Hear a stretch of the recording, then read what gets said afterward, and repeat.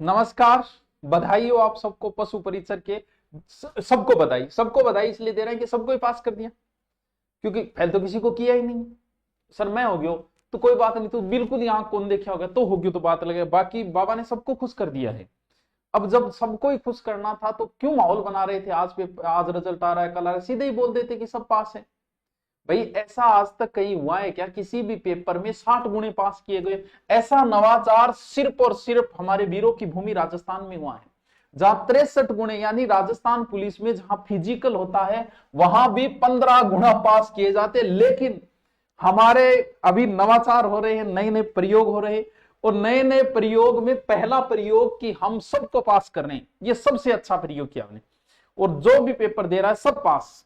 जैसे आजकल स्कूलों में कर दिया ना, किसी को फेल नहीं कर सकते, तो हमने भी कर दिया किसी को। अरे आप किस आधार पे इसको कर रहे हो? 60 गुना, 4 लाख लोगों को आपने पास कर दिया, 5,000 के लगभग पोस्ट थी। दुगुने कर देते, 3 गुणे कर देते, 5 गुणे कर देते, या फिर ये हो गया कि सबको एक जगह ले लो और बाद में देखेंगे किसको, क्योंकि कुछ गड़बड़ वाले हैं वो पता नहीं चले भीड़ में उनको। अरे भाई रिजल्ट जारी करना था, आप दुगुने के कर देते। और आज तक पहले रिजल्ट आते आए हैं, जितनी पोस्ट ही उतनी पे रिजल्ट आता है, फिर वेटिंग लिस्ट जारी होती है ताकि एक उम्मीद ही बने। तो यहां आपने 4-4 लाख को पास कर दिया, किस आधार पे? कि ये हो गया कि भाई मैं बूढ़ो आदि हूं, मैं कि नहीं नाराज कौन करना चाहूं, और थे सह पास हो तो थोड़ी देर बाद में होंगे नाराज, तो फिर तो दुगने कर देते। 3 हमें कृपया बताने की कोशिश करें, हमें बताए ताकि हमें भी पता चले कि आपने इतने लोगों को क्यों पास किया है। 60 गुना आज तक कभी ऐसा हुआ ही नहीं है कहीं कि इतने गुने लोगों को कभी पास किया गया हो। दूसरा नवाचार, नॉर्मलाइजेशन के नाम पे आप कर क्या रहे हो? नॉर्मलाइजेशन का मतलब यह हुआ कि जो पेपर टफ आया उसमें नंबर बढ़ाए जाते हैं, और जो पेपर इजी आता है उसमें फिर घटाए जाते हैं।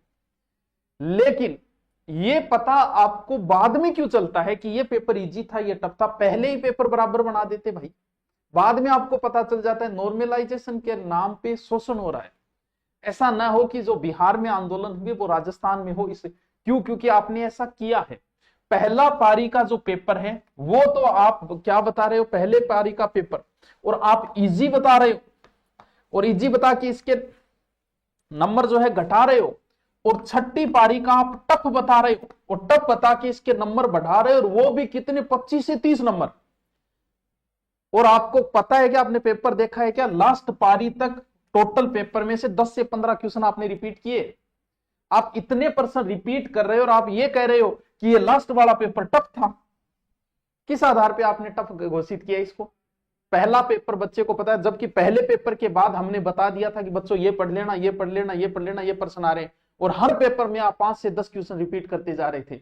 और आप बोल रहे हो कि लास्ट वाला पेपर जो है वो टफ था इसलिए हम नंबर बढ़ा रहे हैं, और ये इजी था इसलिए हम घटा रहे हैं। तो ऐसा न हो कि युवाओं के बीच में किसी प्रकार का आंदोलन खड़ा हो। आपने या तो, आपको जब पता है कि पेपर टफ है पहले दिन ही कर लिया करो, जब पेपर बनाते हो तब भी कह दिया करो भाई पेपर बराबर बनाइयो रे, टफ रीजी ना बना दे पेपर। बाद में आपको पता चल जाता है कि ये पेपर टफ था इसलिए इसको ये करो ये करो। अरे लास्ट पारी में प्रश्न रिपीट कर रहे हो आप, और लास्ट पारी को आप टफ बता के उसके नंबर बढ़ा रहे हो, वो भी कोई 2-4 नंबर बढ़ जाए, 25 से 30 नंबर। तो नॉर्मलाइजेशन के नाम पे तो एक एक्स्ट्रा बच्चों में प्रेशर डाल के आप बच्चों को परेशान कर रहे हो नॉर्मलाइजेशन के नाम पे।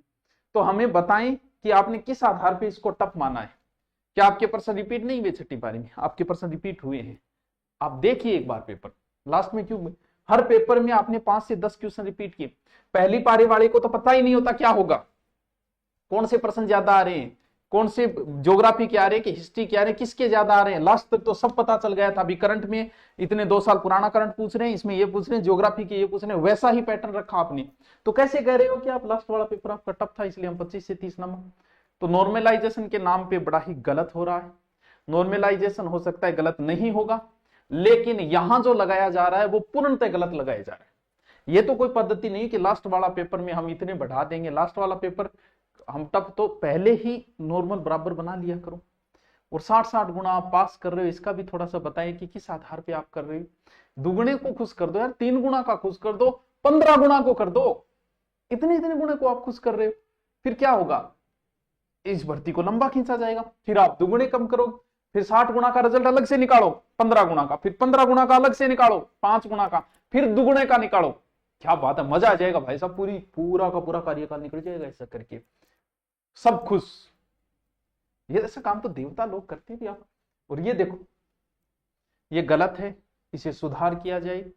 और हम चाहते हैं कि बेरोजगार अध्यक्ष जो भी आगे आ रहे हैं, उनसे निवेदन है, हम आपके साथ हैं। इस तरीके से 25 से 30 नंबर, और वो भी लास्ट पहली पारी का होते तो भी देखते कि पहली पारी वालों को तो पता ही नहीं होता क्या आएगा क्या, लास्ट वालों को सब पता चल गया था कि किस से प्रश्न आ रहे हैं, करंट के कितने आ रहे हैं, करंट के कौन से आ रहे हैं, क्या ज्यादा आ रहा है क्या कम आ रहा है, और उनके आप नंबर बढ़ा रहे हो।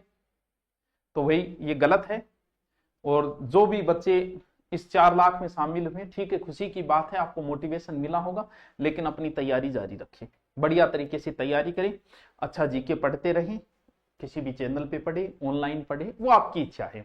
तो आप पढ़ाई जारी रखें। नवरात्रा का ऑफर भी है, उसका फायदा उठाए तो धुरीमना पे जाके उसका भी आप फायदा उठा सकते हो, लेकिन अपनी तैयारी जारी रखिए। इसमें जो रैंक ज्यादा जिसकी नीची है तो वो तैयारी, एक्स्ट्रा तैयारी रखिए, इससे सिर्फ मोटिवेशन और स्टेटस लगाओ, बस इतना ही। ठीक है, ओके, थैंक यू।